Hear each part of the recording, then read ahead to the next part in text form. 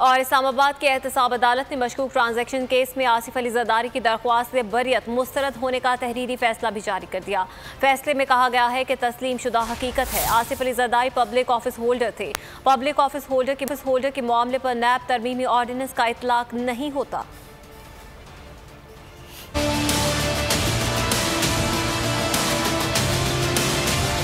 तस्लीम शुदा हकीकत है, Asif Zardari public office holder थे।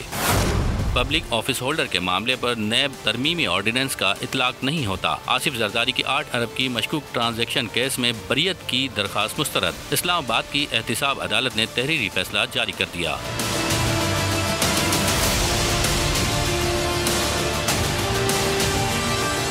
तहरीरी फैसला एहतसाब अदालत के जज असगर अली ने जारी किया।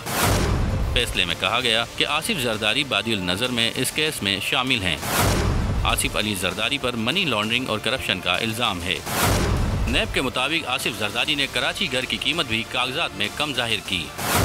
नैब का कहना है कि असल कीमत छुपाने का मकसद गैर कानूनी रकूम छुपाना था। एहतसाब अदालत ने आसिफ जरदारी को फर्ज जुर्म के लिए तलब कर रखा है। सब्सक्राइब करें और बेल दबाएं ताकि कोई खबर रह न जाए।